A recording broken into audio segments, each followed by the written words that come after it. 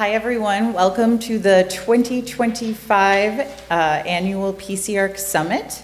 We're really excited to have all of you here. My name is Sarah Florman. I am the current chair of the PCIARC, and I'm going to introduce the other commissioners real quick, and if folks could just stand up and wave when I call your name.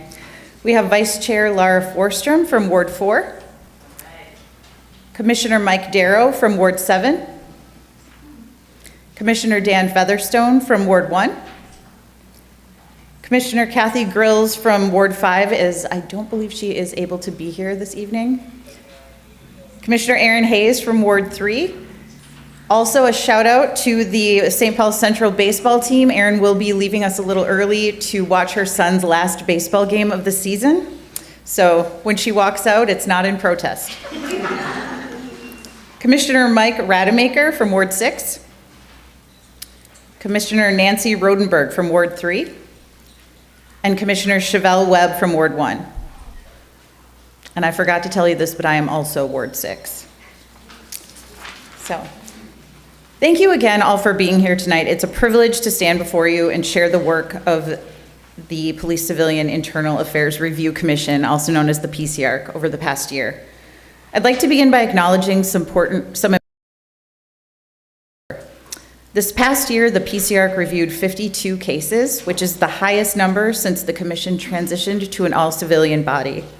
This milestone is more than a number. It represents the hard work, diligence, and commitment of our commissioners, staff, and community members who bring their voices and concerns forward.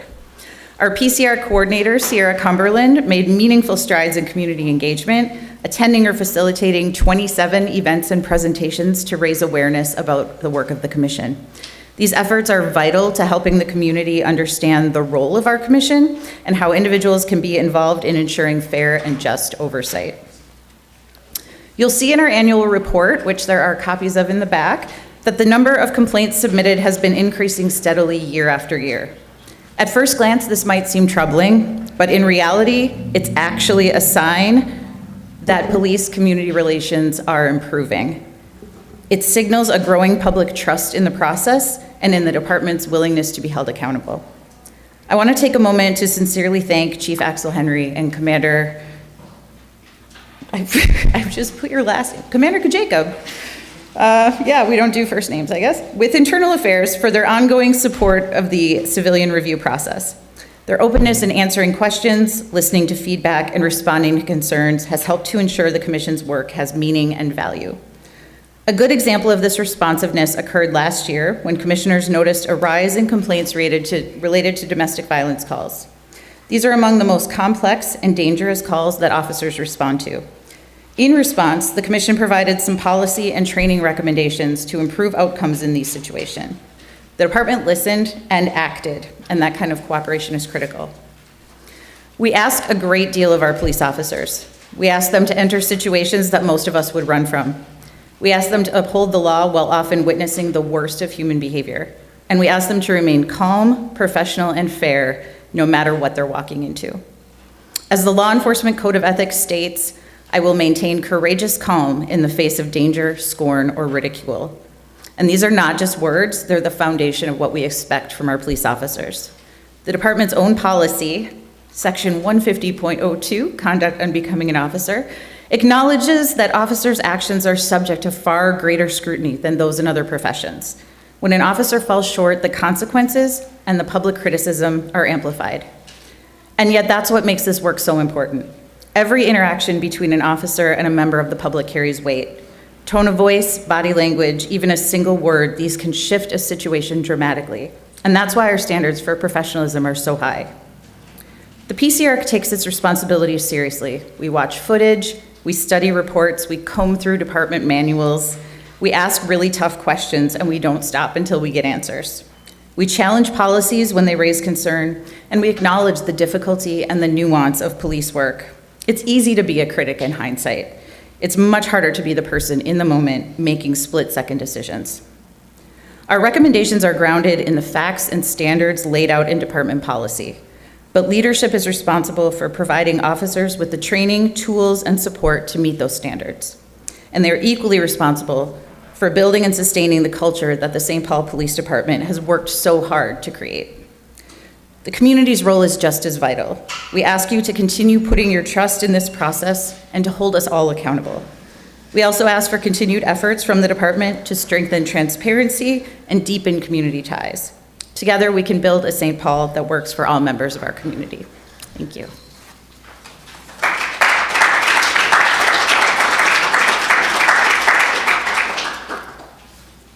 Going to Angie.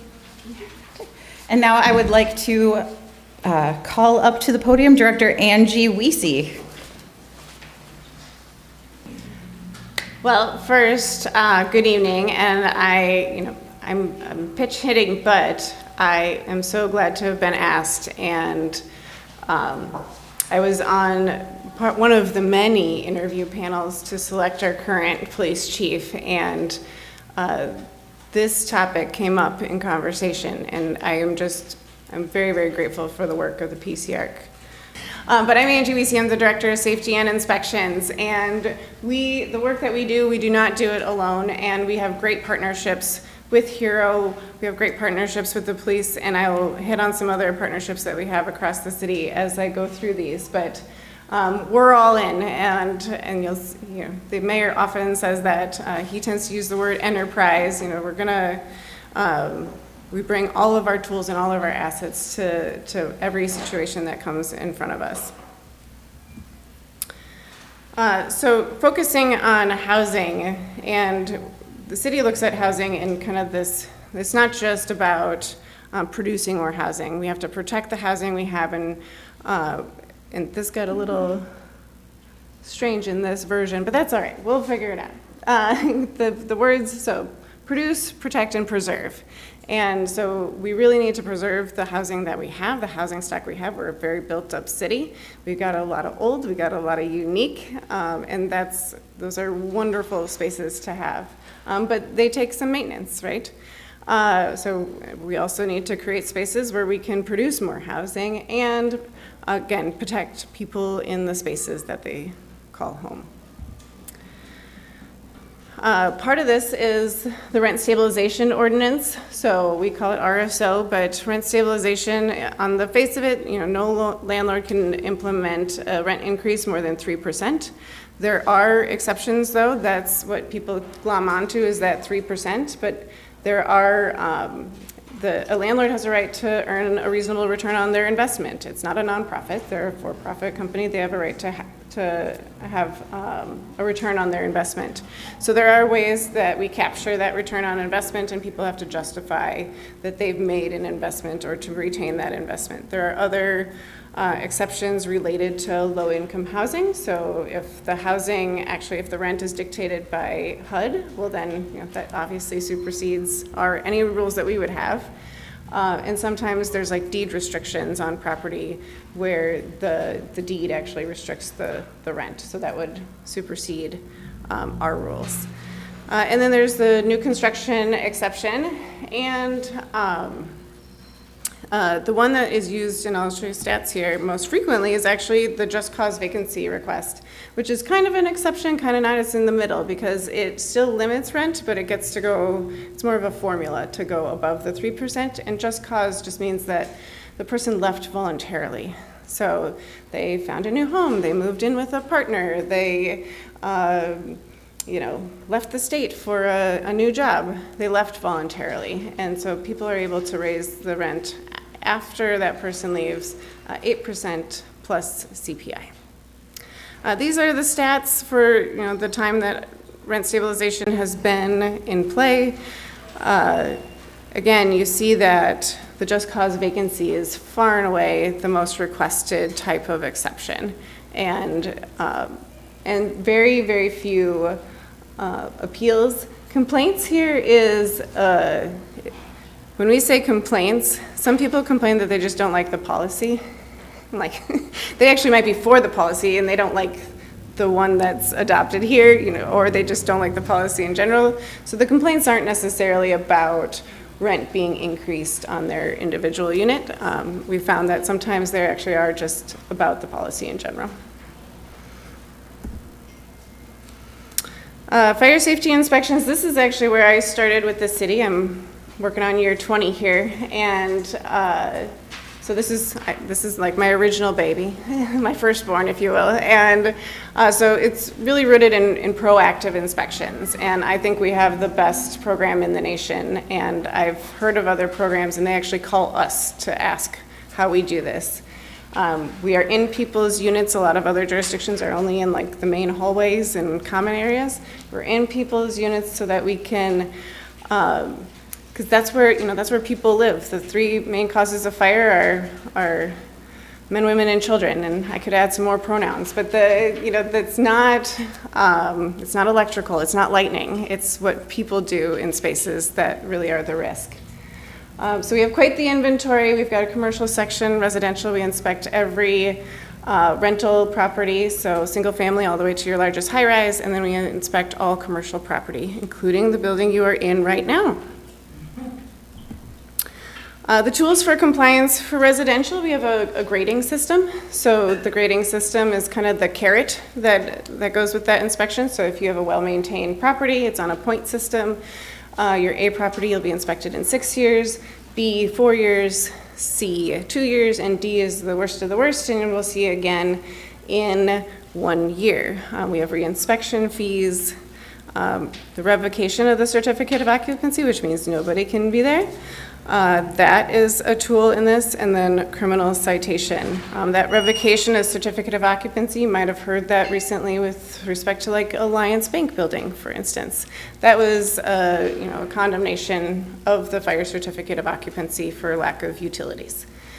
And I committed to every time I'm at a microphone that I will say the word administrative citations and how valuable they will be to us in this work. And certainly in this program, because we go from reinspection fees all the way to revocation.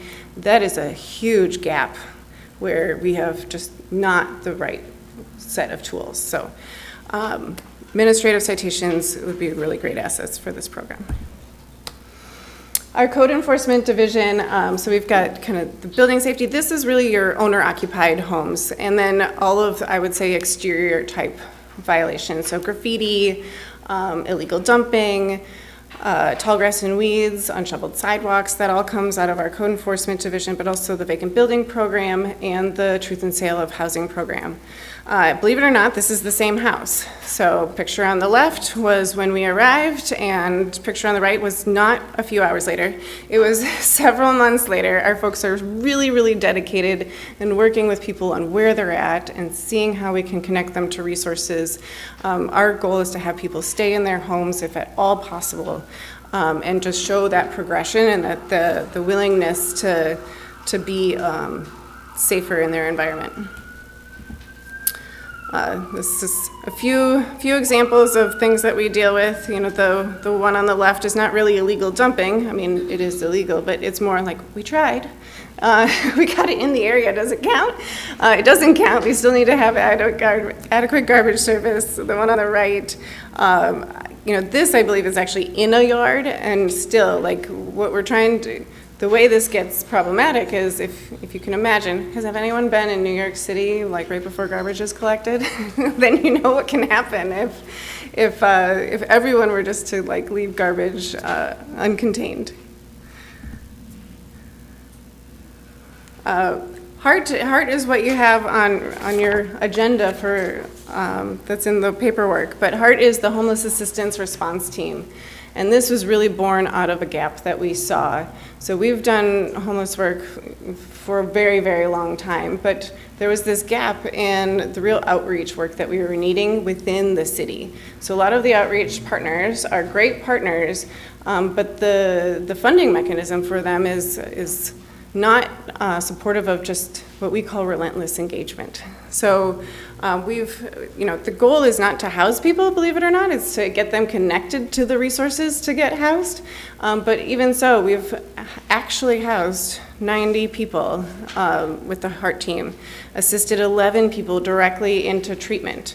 And we're removing barriers so that we can get to those placements. Countless housing assessments. So nobody can get placed in housing until they actually have a housing assessment to see kind of what their resources are, what their barriers are, what is a good fit, what are they looking for. tons of relationships. Again, this is one of those areas where we do not do it alone. We hold weekly calls with over 40 providers, internal and external, on the call, all trying to share knowledge and about the ecosystem and what they're seeing out there and how we can do things to make a difference. So these are some of the stats. We've done over 8,000 to date through HEART, and HEART was established in 2019. You can see the stats there. The dip, I can tell you, is a very cold winter. That's what that is. People do tend to seek more indoor locations when it's cold. I will tell you, though, that that's not always a good thing, and I'll tell you why. People might choose harmful living situations that just aren't outside. Living with a partner who's abusive, making choices that aren't good for them, but it's not outside. And those are the tough choices. If you imagine those were your choices, I could live outside, or I could stay with this person that I'm not safe with.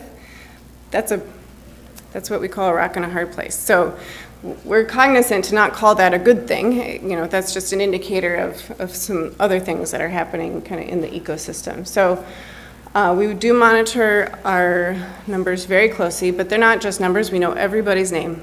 Our HEART folks know everybody's name who is outside, who's willing to share it with them, even if it's just an alias. And there's a lot of aliases. Again, we call it relentless engagement, collaboration, and creativity. We will try anything. And we're really just figuring out what's going on with that individual person so that we can address the needs. And is that they don't have a place to get their mail, and so they can't get an ID? What is it that is their barrier? And we'll just start with one thing. The other thing is, when I hear people this is a very charged subject, and so I hear people say, well, I hear most people just don't want to go indoors. I'm like, well, not perpetually. That's not their life decision that they don't want to go indoors. And that's where the relentless engagement comes in, is because when they're ready to make a different choice, we're there. And we can't say, well, I'll be back next week and we figure something out. Nope, we're leaving now, pack up, let's go, let's get you to this place that you're ready to go to. And that's how you get 11 people into treatment, is because when they say they're ready to go, we're actually taking them there. We're not waiting several days to figure out, how to make that happen. You see our partners in police, and actually the CARES team here in that center photo. And if you notice, the gentleman's got, thumbs in vest, right? That is the relaxed posture of police on a homeless encampment site, and that's what we expect to see. We're there, they're there really for us. They're not there to do anything of force, and actually we won't have them, if at all possible, do anything like arrest for a warrant while our outreach are there. They're there for our protection. Some folks, a former employee said, if you just slept on the ground for the last 30 days straight with the worst 50 neighbors you've ever had, you'd be pretty grouchy.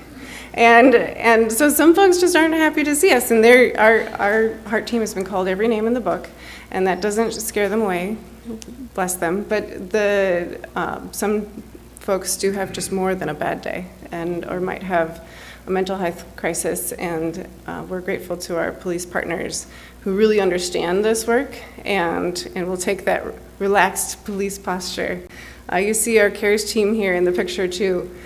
One of the great things about CARES is they're not coming lights and sirens.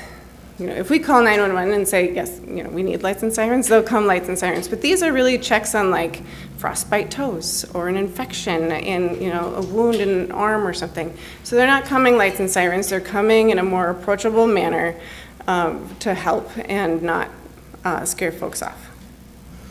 And the picture on the right, that's actually an outreach worker talking to a camp resident and seeing, what choice we might make today on getting to somewhere more safe. You notice too, we don't put, these are all our staff or outreach. You don't see a single photo of a resident, that you don't see their face. We get many requests to take reporters out. These are residents, they're not a spectacle, this isn't a zoo. So we do not do that.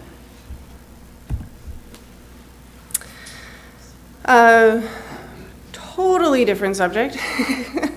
Animal services. Animal services, I learn so much from these folks every single day. We have field operations and shelter operations. And one of the things that I thought, this is the little bit on the bottom here is one of the things I learned from them, and one of the ways in which some of our more like Animal Humane Society nonprofits might not fit what the needs are of St. Paul residents is that we see an increase in at-large pets at the end of the month or beginning of the month because of housing transitions, moving to a location that no longer allows pets. And so that's, we don't have the capacity to take surrenders, but we often take surrenders knowing that it's the end of the month, and if I don't take this surrender, I'm just going to be picking it up on the corner of, 3rd and Mariah any day now. So we work with residents in their needs because we want to make the best choice for them and our community.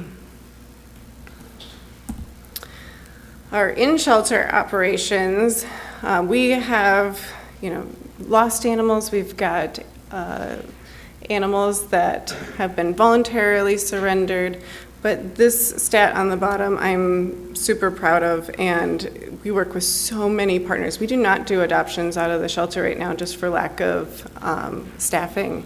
So we have to work with nonprofits, and the Animal Humane Society being one of them, to rehome animals. So we work with a ton of rescues, and but you can't achieve 90% live, they call it live release in the industry, but it's this is what you would call a no-kill shelter, and that's a really difficult number to achieve in this industry. Business licensing. So business licensing, we license, as you see, over 200 different types of businesses. And that's types of businesses, not businesses. So the things that you might be familiar with, like liquor stores and tobacco shops and bars, but we also like auto repair and massage therapists. And so it's really that consumer protection piece is where this comes in. And the goal really is to be able to have businesses in our community that help the community thrive. And it's it's kind of a trust but verify model, but it is one of the big ways that we have compliance is on the front end on review. So making sure that the people who are opening these businesses are understanding what they're getting into, because some of these businesses have a lot of regulations, and you really got to know what you're doing. So we do a lot of education on the front end so that we can have responsible business ownership throughout. We are complaint-based, so in any of those complaints, we start with education. Educate. Enforcement is always, way down the line. But in some cases, we do have to do enforcement. And then we also have compliance checks, and this is really with tobacco, and that's state law to have youth compliance checks. You'd be shocked how many people will sell to somebody under the age of 18. It's astonishing. So you would think that wouldn't happen and that you'd be a responsible owner and operator and check for IDs, but it still happens. I don't know how I'm doing on time, but I'm almost done, I promise. So being at PCIARC, I wanted to make sure to highlight our connection with police. And we have actually a sergeant who works with us on business licensing too. So anything like we actually just published a notice of violation for a bar who has a bunch of violations like within a really close succession, and the police sergeant who works with us is able to review that footage and what's breaking the law, what's not, and so we work really, really closely with police on business licensing. But in general, the code enforcement officers, and that's the term that we call them, I don't know their actual rank, but they really know our business. Not every patrol officer, not every sergeant, sometimes not even every commander knows the work of DSI and knows how we can build on each other to achieve success in a neighborhood. Some things are police issues, sometimes they're livability issues, and sometimes they're both. So you have this like police arm if there's like illegal activity or suspected illegal activity, but usually where there's that, there's also livability issues. So, the pictures of the overflowing garbage, you've got, broken windows, you've got degradation showing you've got maybe too many people living in a space. And that's where you cross over into some of the DSI work. So we work really closely with our partners at police to address some of these neighborhood issues. And sometimes we're working directly with landlords and they have no idea what's going on. They show up to the house and like, well, I haven't been here in 6 months, which our first question is, why haven't you been here in 6 months? This is your property, this is your responsibility. So really working with partners and one of the is to actually call things in. And I know sometimes you might not actually see the officer who follows up on that call. Maybe you went back to bed. That's probably what I would do. But 911 prioritizes the calls. You are not inconveniencing, and I say this because I've heard the chief say it numerous times, you are not inconveniencing police by calling 911. Dispatch will prioritize the calls. You are not taking, because you're calling about a noise complaint, you are not taking resources away from an assault. You just aren't. So they triage the calls, and it's important to call data. If we know that there's an issue in an area, that's where the resources go. It's math. So definitely call if you see things. 911 for emergencies, non-emergencies, 651-266-8989 for the stuff that you think the non-emergency folks can handle. There is a non-emergency police number as well, but these are the things that are like livability issues. Overflowing trash, you think there's too many people living in a house, you think a business is operating outside of the hours that were established. 8989, it's as you can see, it is answered Monday through Friday, 7:30 to 4:30, but it has a voicemail, and they pick up the voicemails every morning. There's also a web form that can be submitted, so encourage you to bookmark that. These folks take over 85,000 calls a year. Can you imagine taking 100 calls a day every day? And last year, they entered about 15,000 complaints, and it's housed in DSI, but we transfer calls everywhere. So it's your one call to the City Hall. And with that, I am going to introduce my boss, Mayor Melvin Carter.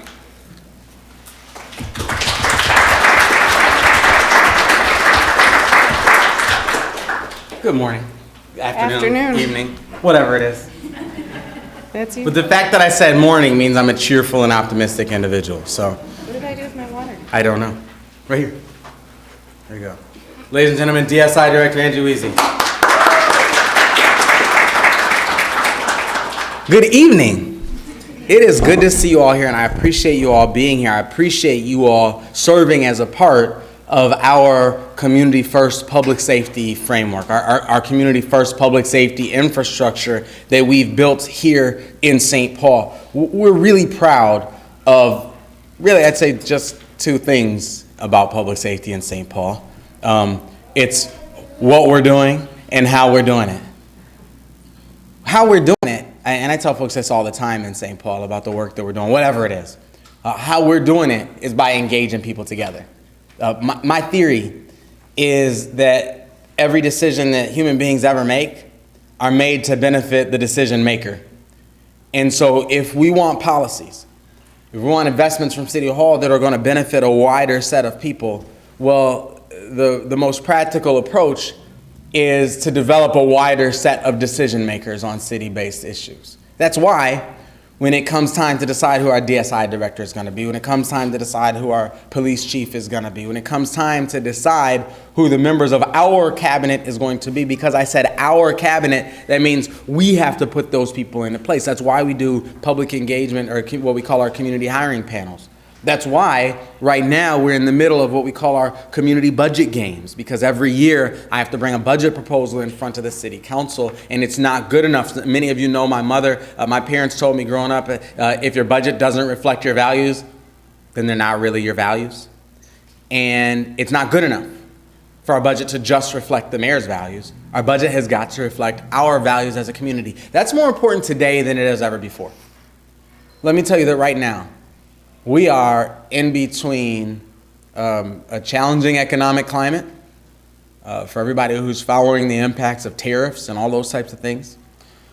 We are receiving letters every single day from Washington, D.C., telling if we want to maintain the federal funds that we use to hire police officers, the federal funds we use to employ young people over the summer, the federal funds we're using to eliminate lead pipes from our water system, that we have to sign up to be local agents of ICE. We have to sign up to disavow our work on climate. We have to sign up to disavow anything that they think is DEI.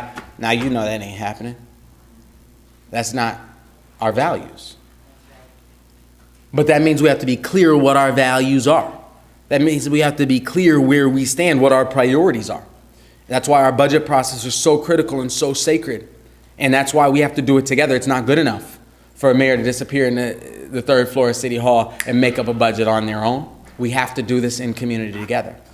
One of the first things that we set out to do when I became mayor, even before I became mayor, was think together about how we reimagine our approaches to public safety. Now, the world started talking about reimagining public safety just a few years ago.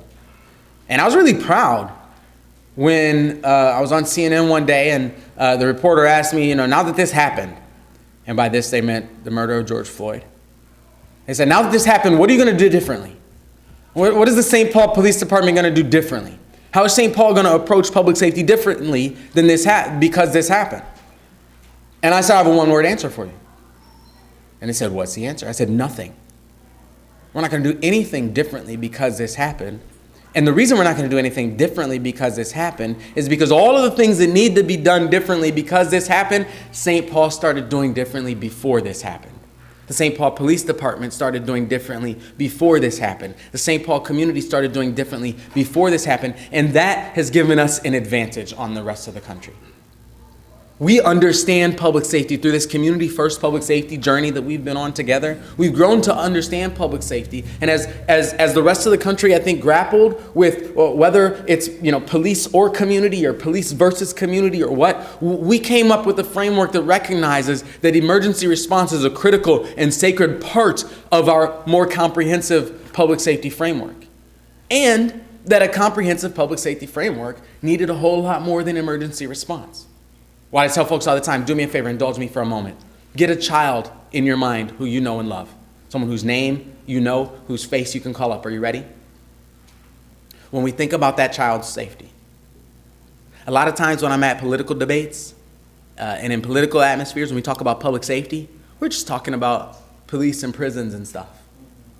But when we talk about a child we love's safety, I start thinking about car seats. I start thinking about outlet covers. I start thinking about gates on the stairs and Mr. Yuck stickers. I start thinking about every single thing we can possibly do to create an environment in which the terrible thing never, ever happens. Our police chief, Axel Henry, who's in the room right now, talks really well about this. He talks about the history of bronze medals that our traditional public safety frameworks have won. The bronze medal being catching somebody after something bad has happened. After something bad has happened, we want to catch somebody. But that's not good enough if we love those folks. If we love those folks, the gold medal is never having called 911 in the first place because nothing terrible happened in the first place because we all worked together to create a safe community in the first place. Did I get that close to right, Chief? All right. And so that's the work that we've set out doing. And we've started doing some really simple things. We've forever had instances where some neighbor gets in a fight with some neighbor and some neighbor shoots a neighbor and then one goes to the jail and one goes to the hospital. and then one gets out of jail and one gets out of the hospital, and guess what? They're still mad at each other? That's not surprising. And we suddenly have built this broader framework, this broader infrastructure that gives us the capacity to actually relocate somebody, at least even temporarily, to let things cool down. This is new to a city, but it's not new to the neighborhood. Many of you know my father. One of the stories I know best about my father growing up was about when he turned 25. And he lost two of his closest friends, two of his cousins, in a double homicide about 3 blocks away from where we stand right now. And him and his cousins had a deal. He wrote about this in his book, so I'm not telling secrets. Him and his cousins had a deal. If somebody gets you, I'm going to get them. And in his book, my father writes about looking for this guy and never finding him. And finding out, probably 2 decades later, reading my grandfather's journal, and finding out that my grandfather had gotten a hold of that young man's family and had paid for his ticket out of town to save his own child. This is stuff the community has gotten forever. So I'm proud of how we're doing it, but I'm really proud of what we're doing as well. My State of the City address was, 2 weeks ago? It's May. What is it? May 8th. And do you know that in the year 2025, we are yet to experience a fatal incidents of gun violence in our community in 2025. You may not have heard what I just said. I said that it is May 8th of 2025, and in the year 2025, the city of St. Paul has not experienced one gun-related homicide.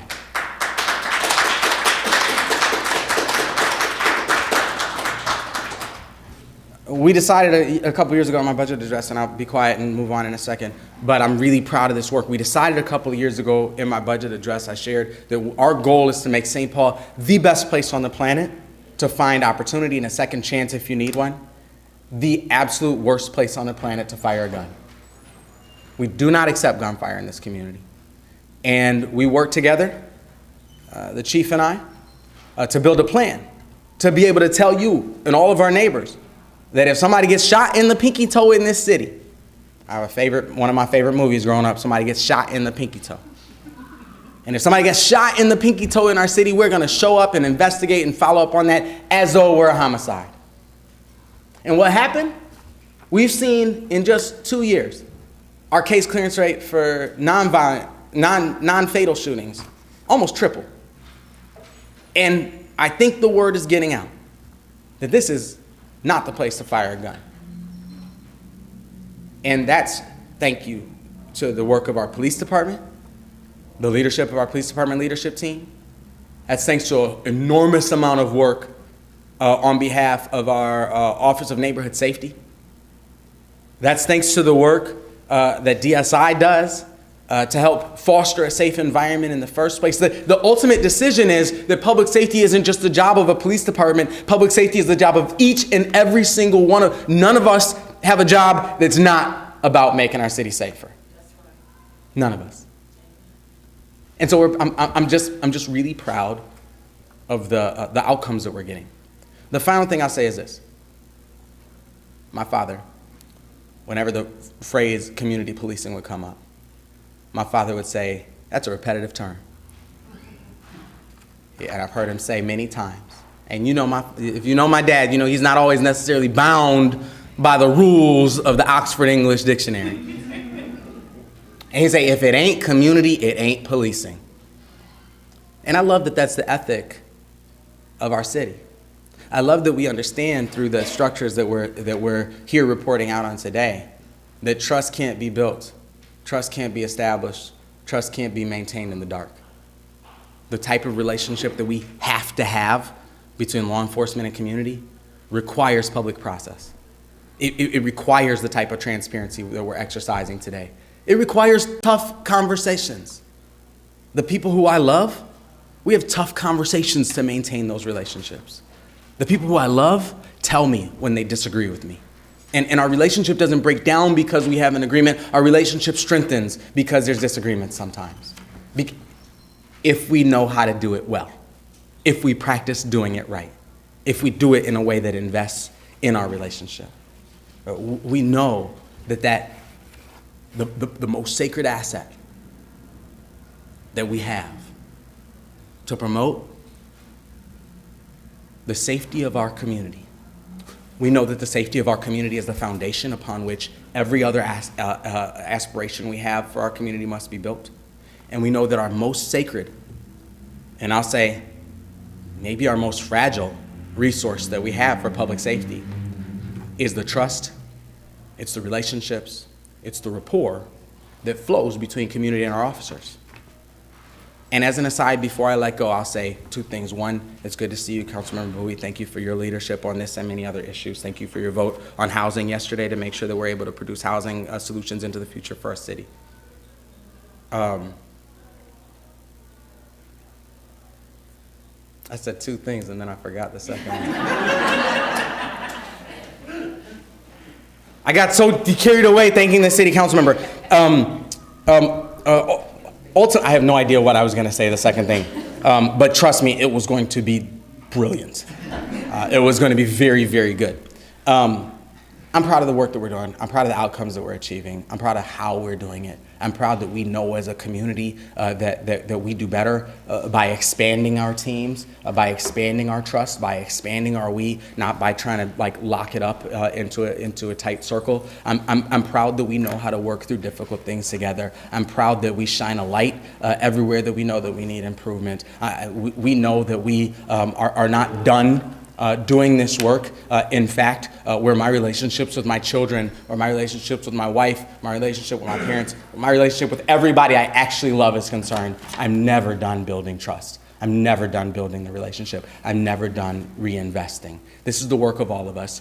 These are the results that we're all getting working together. And let me tell you, every single day of the week, I go to bed and sleep just a little bit better because all of you are our partners in public safety for our city moving forward.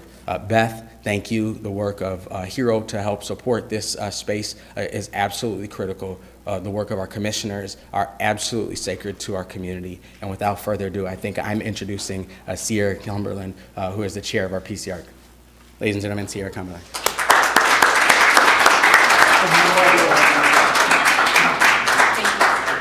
And go Wolves.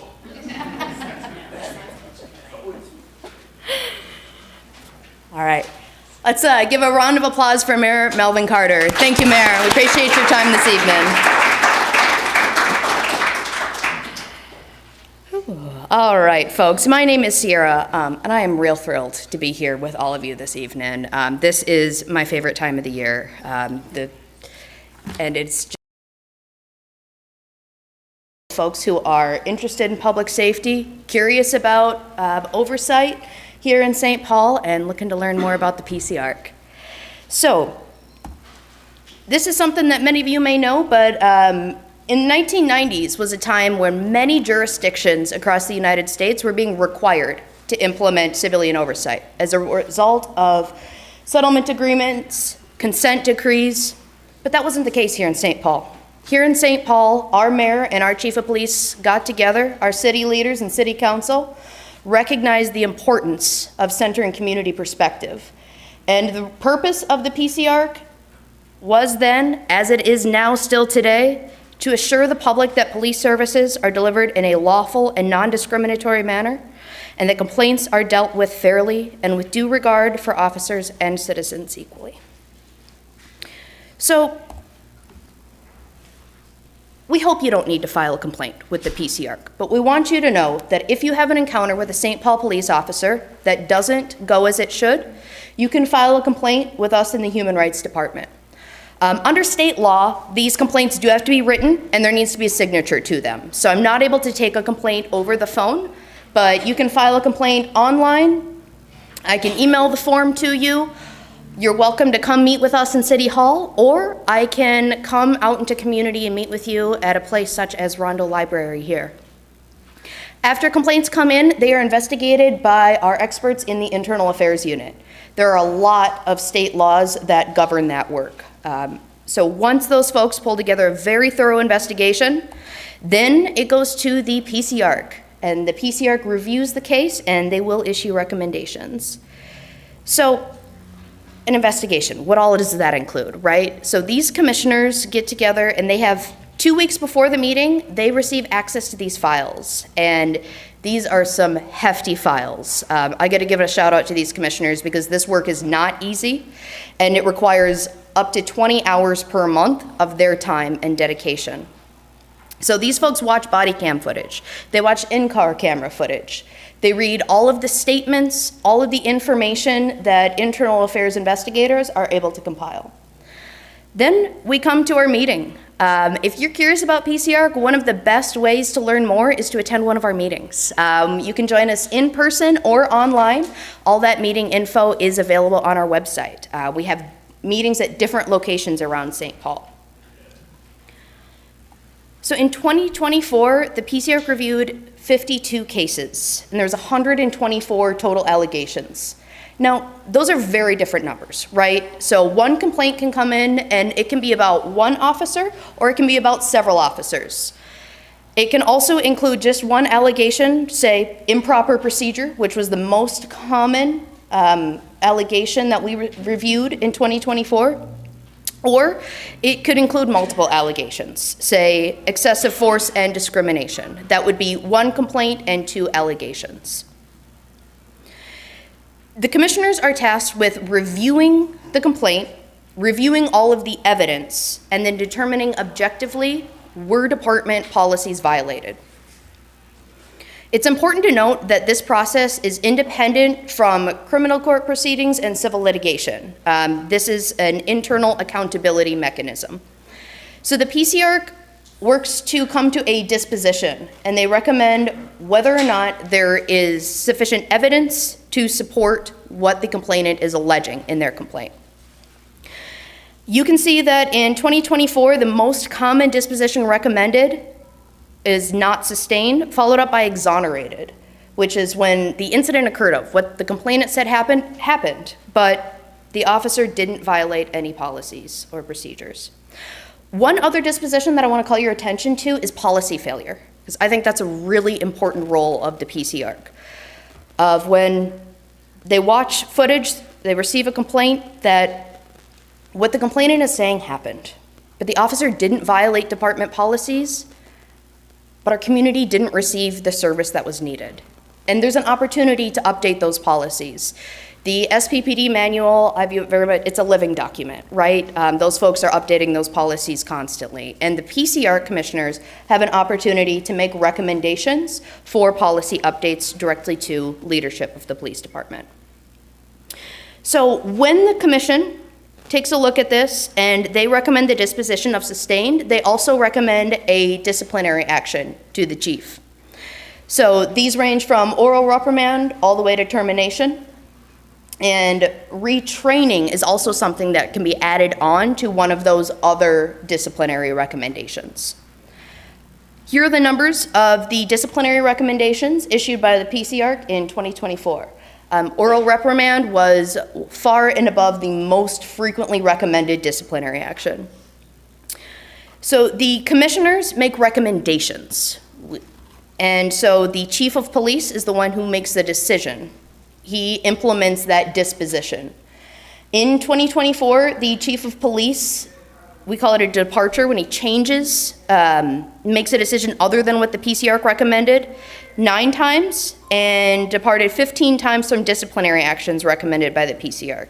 Now, that can be that the PCIARC recommended no discipline and the chief says, well, no, actually, I think a disciplinary action is appropriate here. Or it can be the reverse.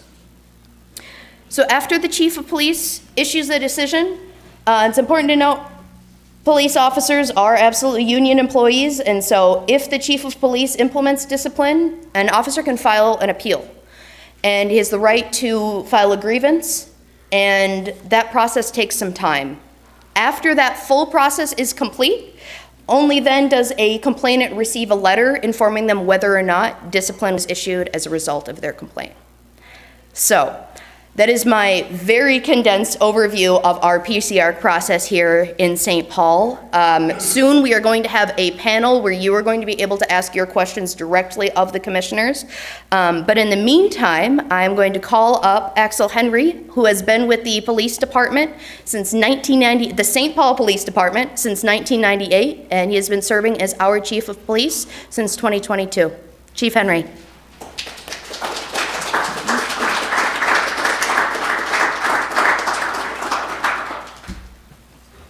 Well, thanks everybody so much. Is the audio okay? I won't move this mic around. I want to thank you for being here. The PCIARC process is one of the most important kind of civic ways that you can volunteer or contribute to our process. Some people might think that in the position that I hold within the city, that a PCIARC or a review commission might be like the biggest pain in the butt part of my job. And actually it isn't. It's one of the most important things. And there's a really clear reason for that. And I think it will meld in very well with what you heard from the mayor and from our previous speakers. In St. Paul, we don't believe in that phrase of like police and community relations. We believe the police department's a part of the community. And if you're a part of something, your expectations are going to be higher. And a part of that is that we want to have other folks in our community looking at what we're doing, asking ourselves what works. And what that really does is it gives us an opportunity to get better. Some people look at high expectations and they deem them as a burden. We feel like our high expectations are a privilege. And I'd ask you to think about that in your own personal life, whether it's with your partner or whether a child or a parent. The opposite of having high expectations is having low or no expectations. And I don't think any of us want to work in environments like that. And we in the St. Paul Police Department certainly don't want to. So, I'm really excited by the fact that our PCIARC board is now full. I would love to get to the point where we have a waiting list, not that we're looking to get rid of anybody, but it would be great to have a deep bench. It's a really important way to serve in our city and to help our department be the best department it can be. You've heard about some numbers. I just want to also add just a little flavor. About 3 times as many complaints as the PCIARC sees we internally generate. So we are creating complaints all the time, and they're coming from a myriad of process. Every single use of force in our city, and that's for everything from me having to put my hands on a person and simply walk them out of a bar, maybe if they're inebriated, is a use of force. Those are reviewed, every single one of them, by a deputy chief, 3 district chiefs, our training unit, and other commanders. That happens literally week in and week out every time we do that.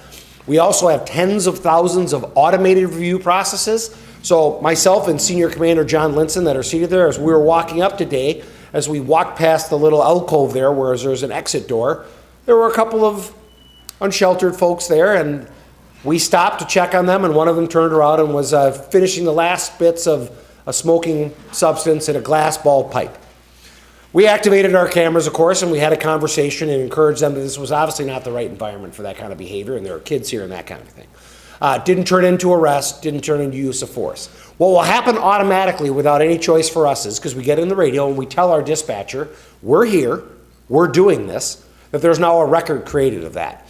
In the next 24 to 48 hours, that system is going to go looking into our system and saying, you two were there, do you have footage? So it's going to want to know whether or not we recorded. And if we didn't, it's going to come knocking on our door and say, where is your footage for that? So we literally, and we do that with speeding, we do that with our, all the driving stuff, those types of things. So there's massive amounts of oversight that are happening in the background all the time. And the other thing that I want to address is, originally it was stated that this year we saw an increase in the number of cases the PCIARC reviewed. Anybody have any speculation about how I feel about that? Someone said good. Is that a surprise to anybody? I would love it if we didn't have any complaints. Let's not kid ourselves. That would be great. But I got news for you. We got a wonderful police department with wonderful officers that really care. But all of them are people. And people make mistakes. And when I see upticks, my first instinct is not, oh my goodness, someone's doing something more wrong or we're failing. I think, it might just be that people are feeling more confident and comfortable in making a complaint. My biggest concern is that there's someone out there that has a complaint but doesn't trust our process enough to pick up the phone and make the arrangements or come down and make the complaint. The process we have is going to look at it. The goal is not to walk around and slam things and say they're bad. Sometimes we have to do that. The goal is to make sure we are the best that we can be. What do NFL teams do? after games on a Sunday. They go back and watch that game. We now have cameras, so we can watch almost everything we do, and they say, did that work the way we wanted it to? Did it work as well as we wanted it to? You know, they talked about exactly how we told them to do it, and the outcome didn't turn out the way we wanted. Well, then we got to rethink that. The only way we get better is to put ourselves under the microscope and have that conversation. And so I would just implore you that if you've ever considered doing something, even though we're full right now, do the things in preparation that allow you to be a part of it. Obviously, you need to be a city resident, but our civilian police academy is one of the main things you have to do. We would love to have a deep bench of folks that are here. It is a super important task, and it is not something that our police department, this police chief being me, or our officers actually resent. We appreciate it because as members of this community, we know the only way we get to be our best is if we as a community look at what we do and work together to make sure it's the very best it can be. Thank you so much.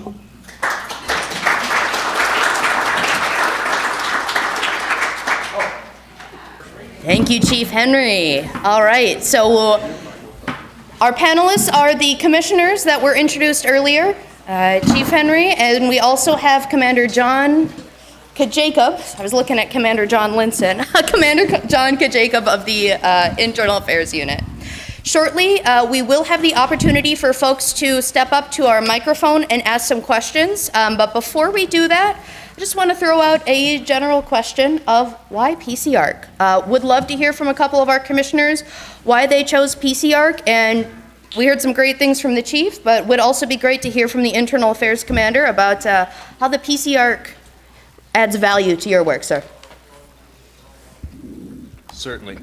Thank you, Sierra. I think one of the challenges in being in this position initially that I thought of was having that opportunity to look at our record of what our officers are doing. And what I found in this position is the PCIARC is a great so the day in and day out work that we do together is extremely beneficial, not only for our community, but also for our officers. So it's been a great experience, and it's a great relationship. Thank you.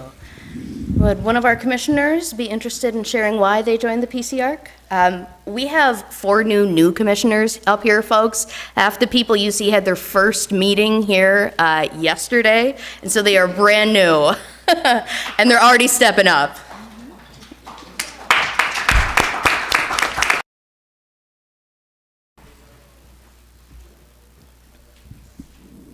Well, I'm Nancy Rodenberg, and I have been on PCIARC for 3 years, and I re-upped for another 3 years.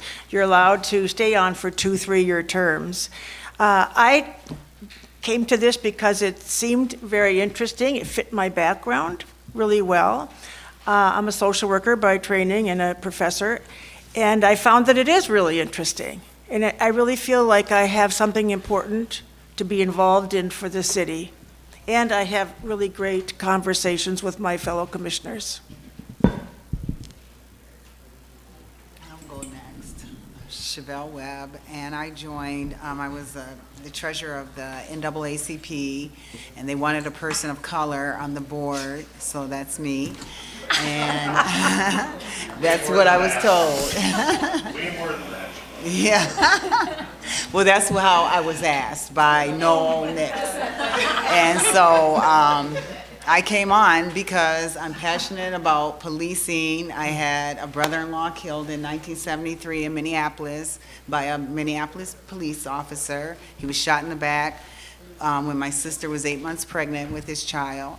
And because I have black sons in the I want to make sure that I have a relationship with the police in order to, navigate their safety, and just everything that's happened with policing from George Floyd and prior to that, from Emmett Till to today.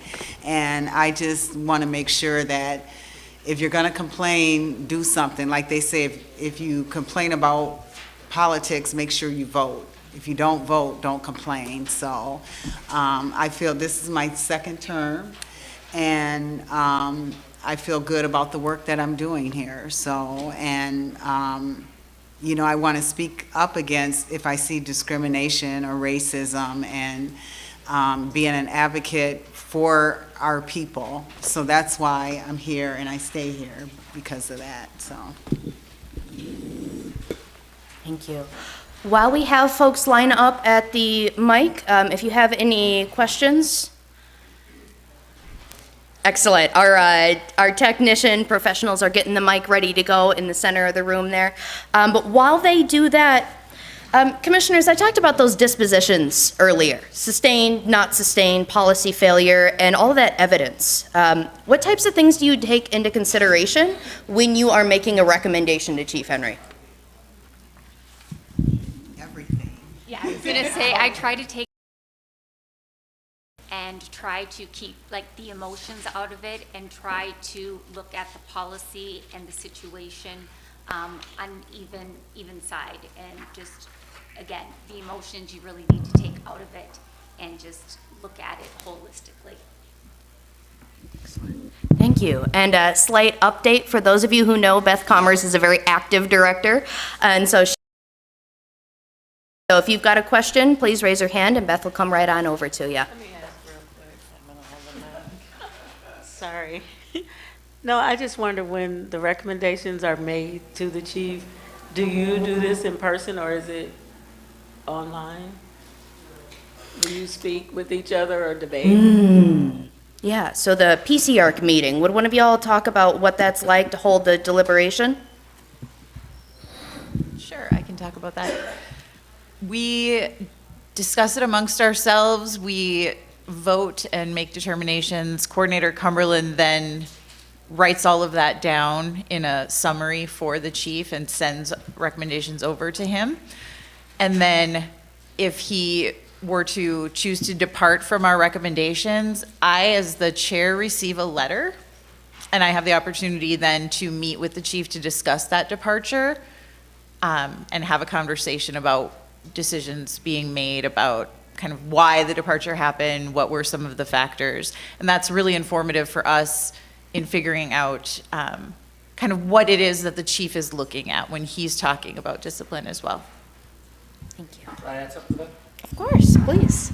So the requirement is that when I make a departure and I notify them, we have to meet within 5 days. So this isn't something that happens, sometime to your question, that happens electronically. We meet via a Zoom meeting, and so we're able to, because we have to set it up per the ordinance.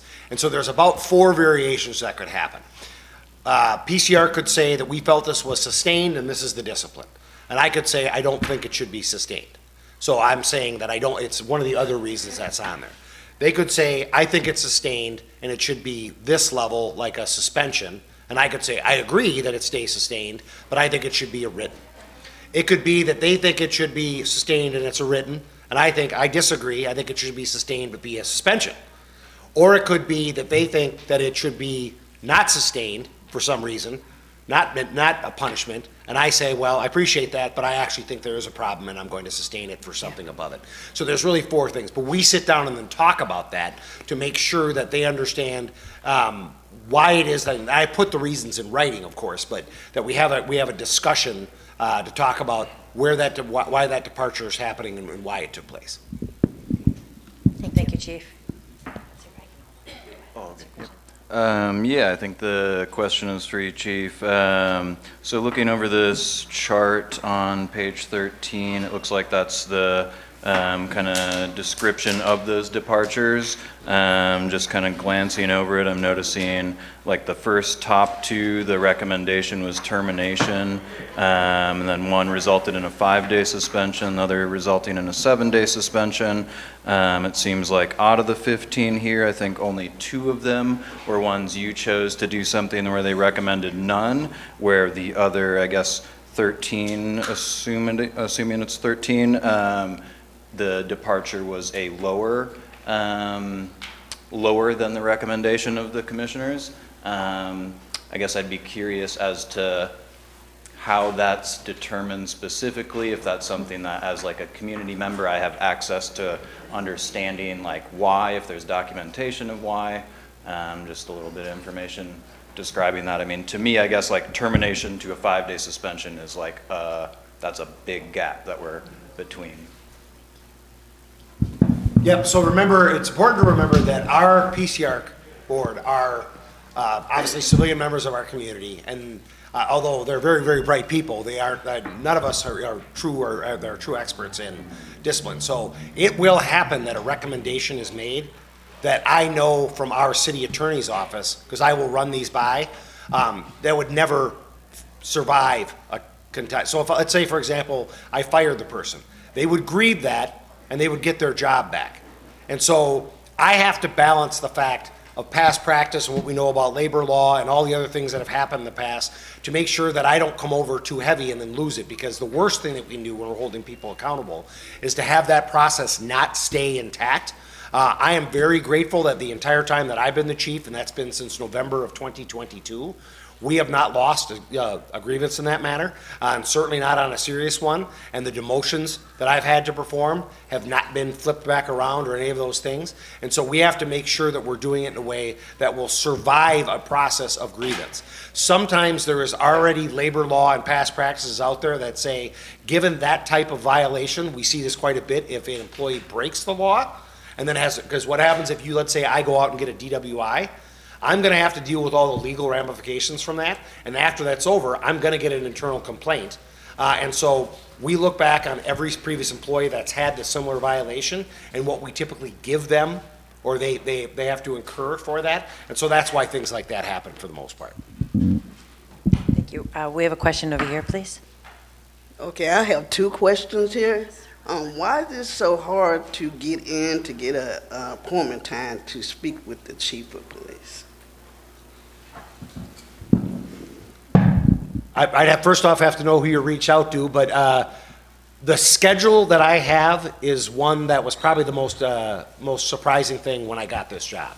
So my time is literally filled in and out. My executive officer is sitting right there. So they usually are trying to get you in touch with someone that could probably handle your problem more directly, because a lot of folks want to meet with me, and of course the very first thing we determine is I'm not the right person that can help you with that immediate problem. And our city is divided up in such that you basically have 3 different districts that have a district chief, and so a lot of times the very best place to start is in that district. And so it may be that they don't truly understand what the complaint is, or they're more likely trying to get you in touch with the right person to deal with that, if that makes sense. Commander Jacob can help Ocean get a contact too. All righty, my second question is, as a person with a disability, I myself made a complaint and was only told that nothing would happen, because while I was making a police report, a police officer called me crazy. So it really upset me for the fact that it's okay to let them get away with saying that to me.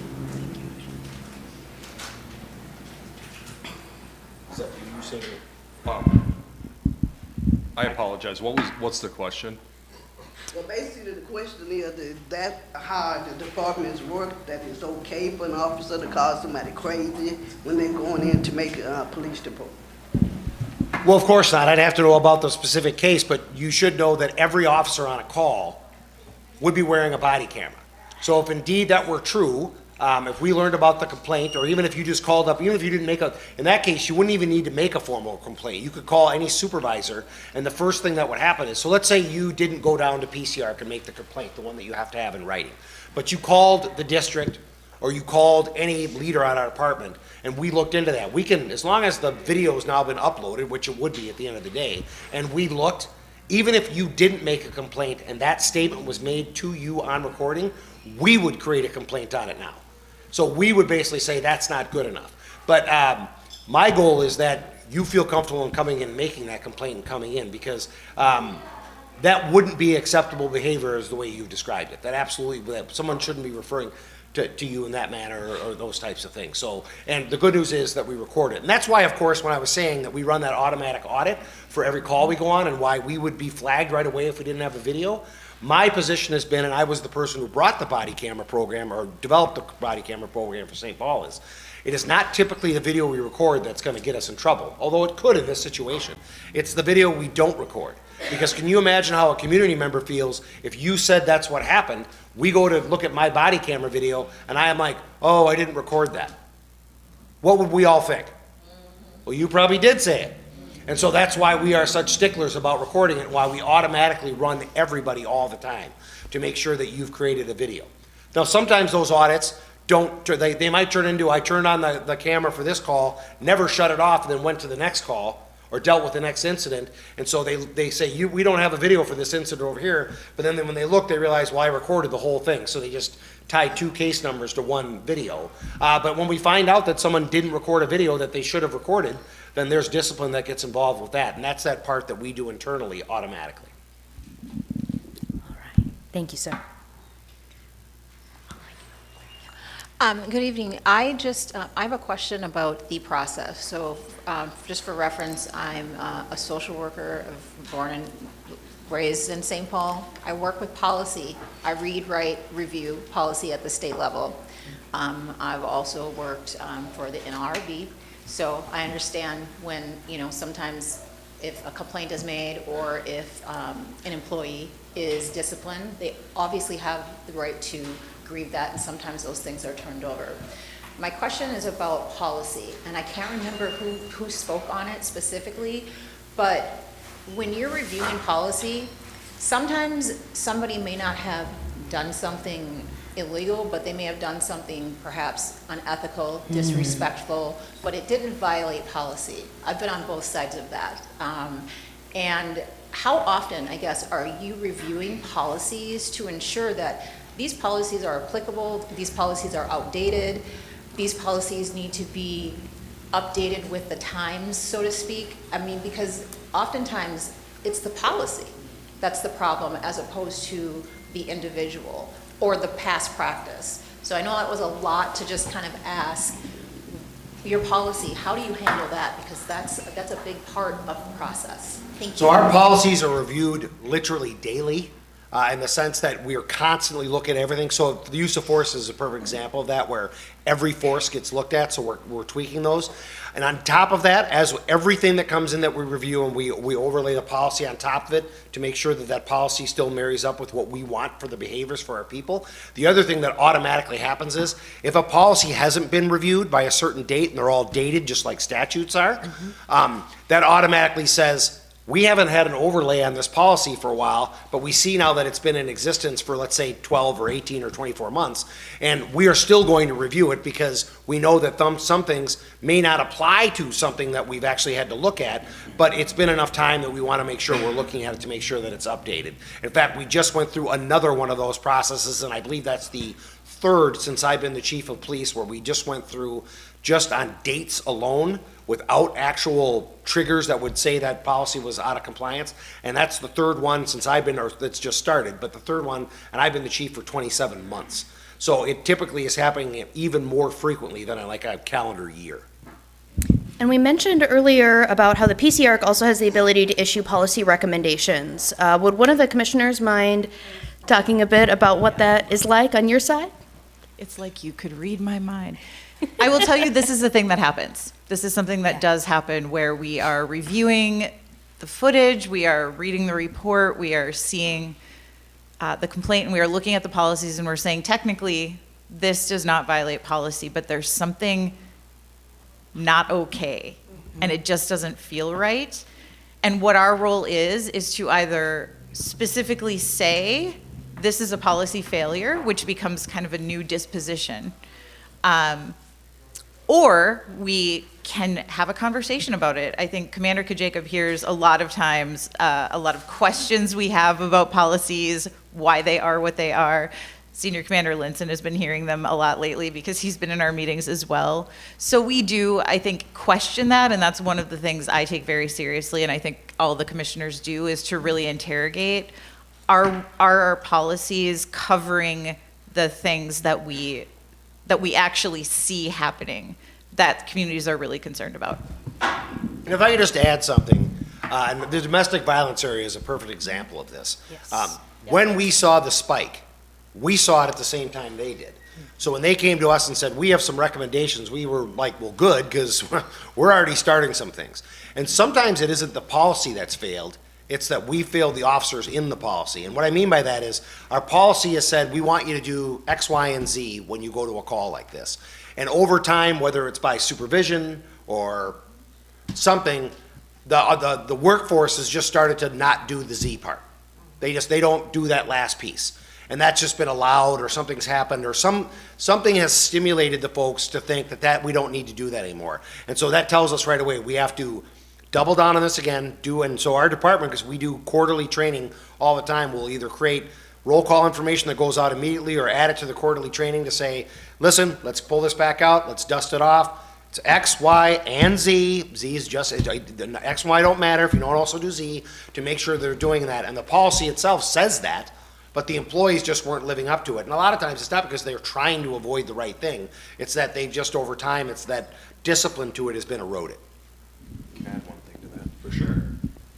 So kind of to echo what Chief Henry said in that regard too, there's lots of times where we're reviewing cases that don't result in discipline, but we see something in there that we think we can do better. Yeah. And that might result in a coachable moment for that employee where we say, are we being the best that we can be? And we might see something that doesn't result in formal discipline, but it results in a retraining or a coaching session to help get that person up to that high standard that the chief and our department has of our officers. We have a question over here.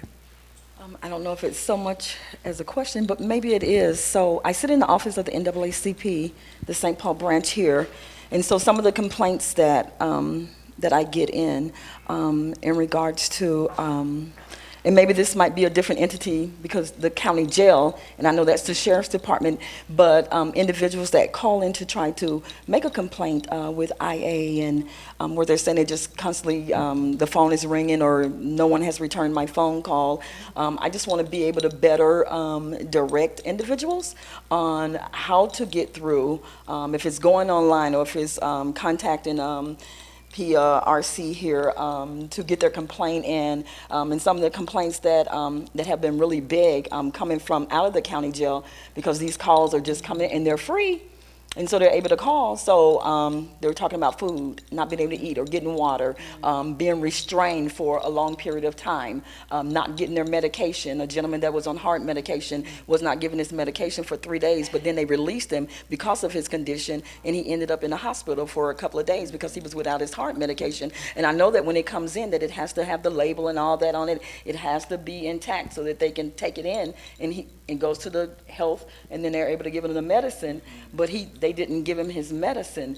And so that was another complaint. And then another one was someone complaining about pain in the arm that they ignored for a couple of days. And so I just want, in the jail. Yeah, in the jail. So I just want to be aware, and then the parent or the mother or someone's calling in to put in this complaint or trying to reach IA, and they're saying that it has been unsuccessful. And with these being built up around health, I'm the health chair. Yeah. So I actually took it upon myself, and I just went down to the county, and I was able to speak with someone in regards to the complaint. So we've been able to work together.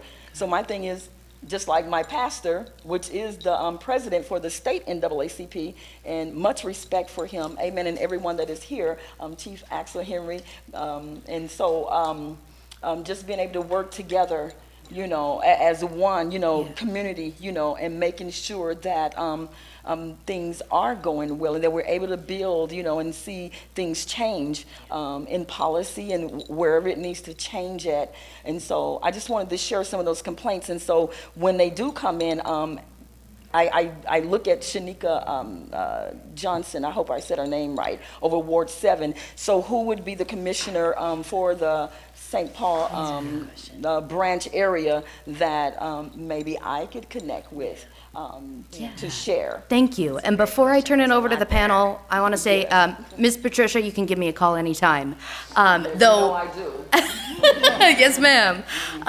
So the PCIARC process is specifically about complaints for St. Paul Police, but we will absolutely, I get calls all the time about folks in other jurisdictions, and I'm here to work with folks to find the appropriate entity for filing those complaints. Commander Kajacob, do you have suggestions about Ramsey County specifically? Yes, just pointing out that they're a separate entity than St. Paul. But one of the fortunate parts about my job is I think we are so easy to get a hold of that I get complaints from agencies emailed or called to me from all over the state. officers, community members that have dealt with officers in different communities. And I'm always happy to refer them to that agency. So one of the fortunate parts about this position is I've had the opportunity to build relationships with other internal affairs.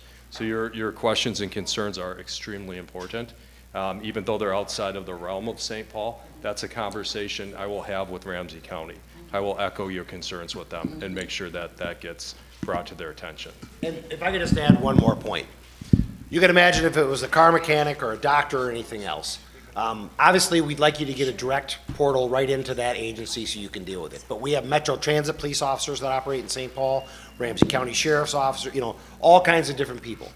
Just know, if you get a hold of us and it turns out we're not the right entity, we do recognize that sometimes a civilian who isn't maybe familiar with the process might feel like they're running into a brick wall. When Commander Jacob calls any agency in the state and says, I'm the Internal Affairs Commander for the St. Paul Police Department, and I've got a report that was accidentally given to me that I'm here now given to you, what do you think happens to the level of severity of how that complaint is treated?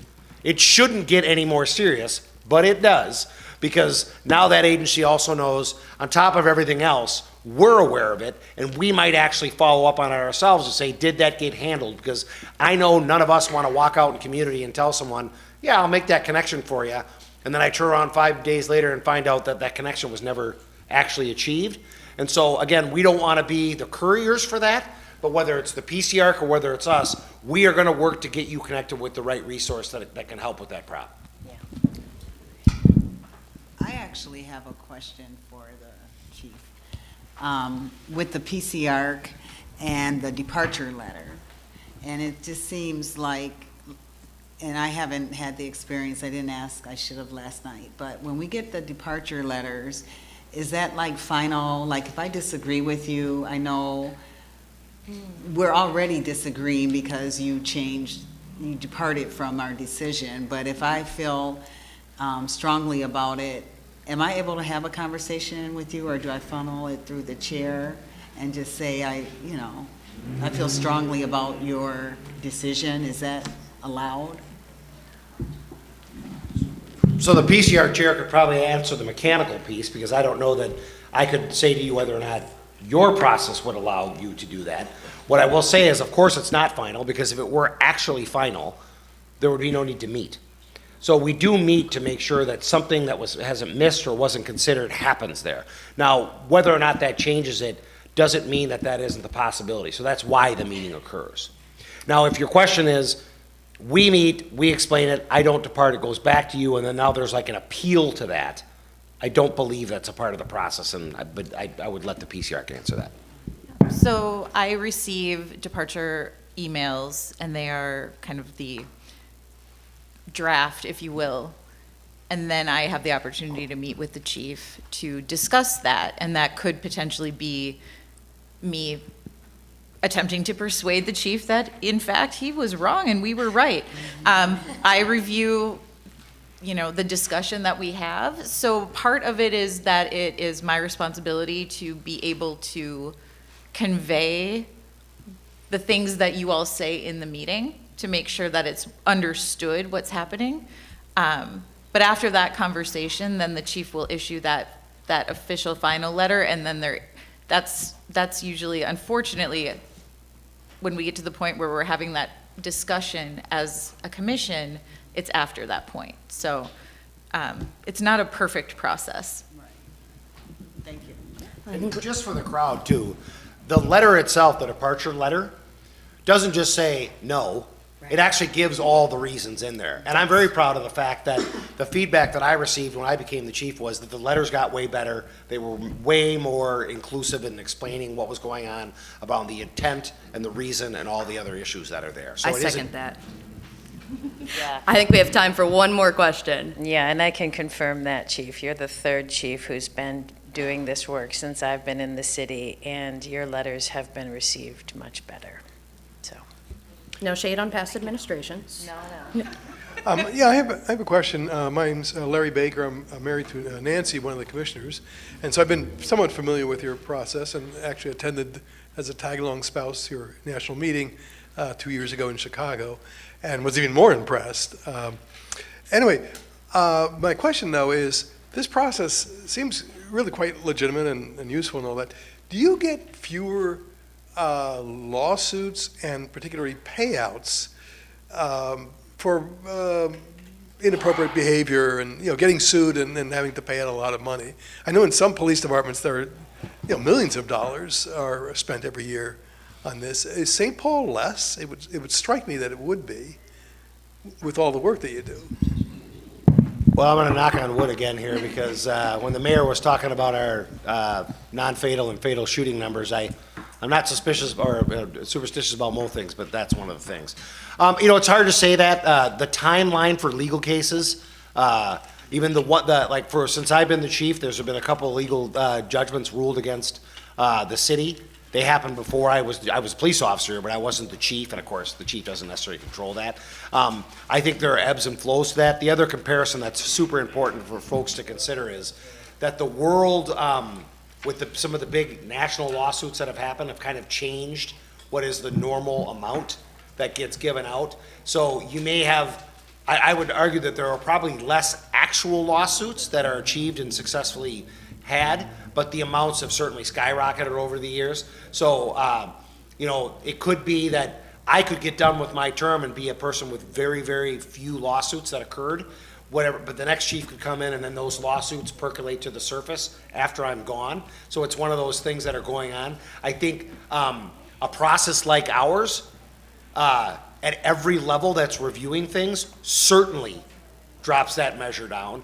And I would tell you, the reason why our officers like it and why I like it is the level of confidence that people have when they think the PCIARC looked at it and we looked at it and this is what it was. So even if it's, I got a letter in my file saying that wasn't good enough, that that was looked at and you can feel like that was a fair process and that it wasn't going to, because most people are fine with taking responsibility for their actions. They just don't want to get over punished. You can imagine if you have a kid at home and your brother gets grounded for a day for doing something and you get 2 weeks and you're like, well, hello, can I have something more consistent? That kind of a thing. That our officers know most of the time. They're willing to come in. And in fact, it's one of the things that I balance when I look at their responses is, particularly on the internal complaints, is were they contrite?